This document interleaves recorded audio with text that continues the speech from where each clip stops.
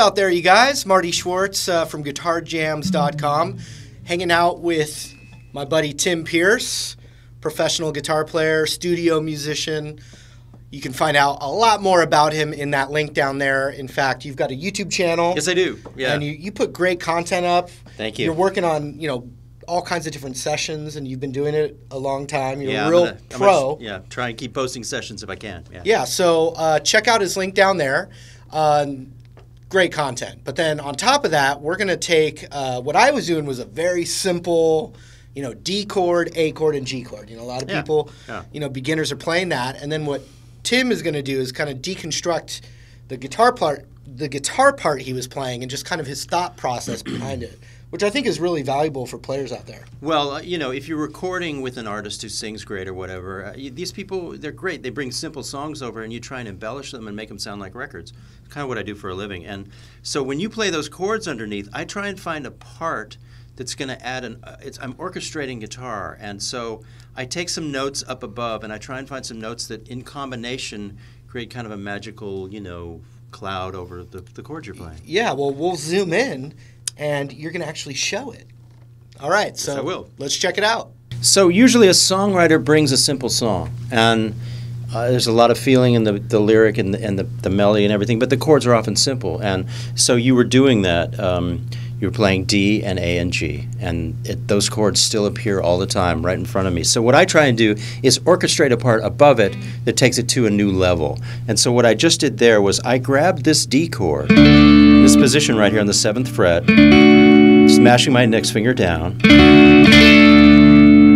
and I think what I did a few seconds ago was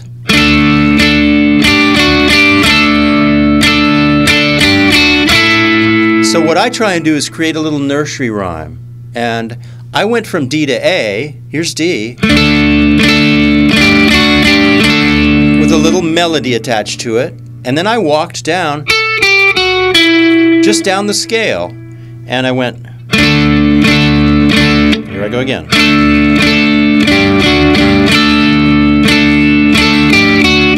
And that's where I land on A. So here's a D triad. Here's a D triad with this note added to it. Here's the A little triad, and I'm just walking down to it. And then when you land on the G chord, I do this G right here, which puts me a little bit into the Keith Richards, way of thinking. So I'll try and do the passage. Here to A.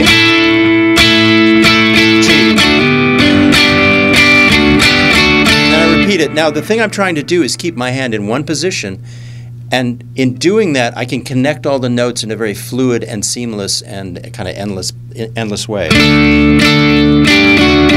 I want my guitar part to ring constantly over yours. I don't want any gaps in it. A,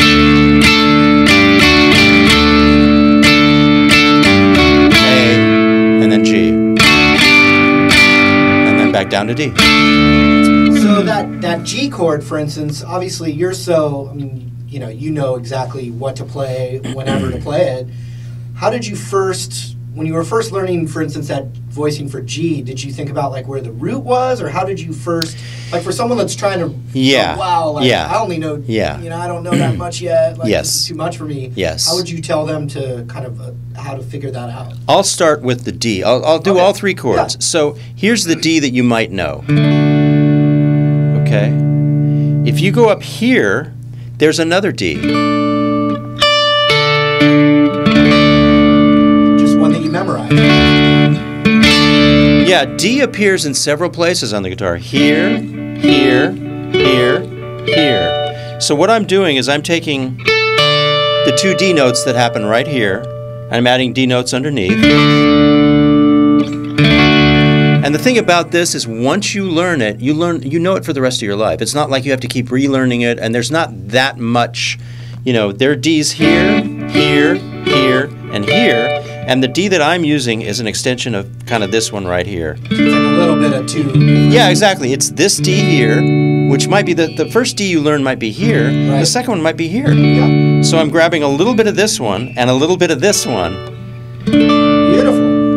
So that's a D. Awesome. Now we move to the A, which is based on this A right here, which is just, you might know this, you might begin to know this as a beginner. You have a D here, and as the chord slides up, it just gets named differently. So here's D, D sharp, E, F, F sharp, G, G sharp, and A. So there's the A I'm using. So to review, here's the D, which is part of this D and part of this D. Here's the A, which is the same as this D down here, but slid up. And then when we get to the G, just like the other chords, G happens several places on the neck. There's one here, there's one here, there's one here.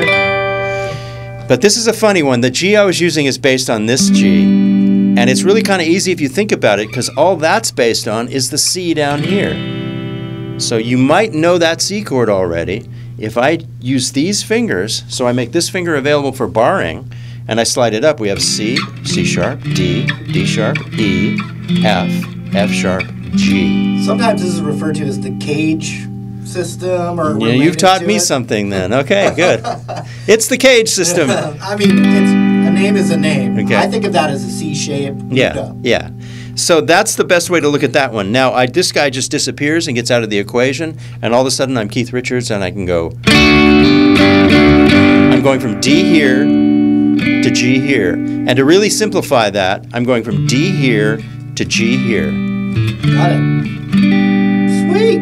So, and then the part again? A to G. I can't talk and play at the same time. I know. I'll learn. Sorry.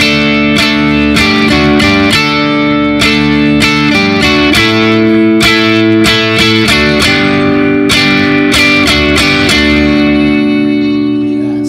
So something I'm noticing that's really cool is, yeah, you're kind of, I see how you're kind of staying in a zone and trying to find little movements Yeah. between the chords in one spot, and you get kind of like I don't know, little inner melodies or... Yeah, that's the idea, is by leaving my hand in this one position, I'm forced to make decisions that are in some ways more creative, because I'm restricting myself and I'm not allowed to move around here. So, and then A here, and then G here.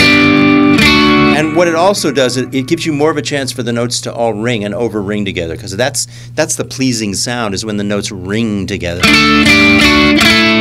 Now, are there times where you're in a session and you are doing the basic D, A, and G chords, that the open regular chords? Absolutely. Like, there might be a part, there's usually several guitar parts on a record, and there might be a part that's...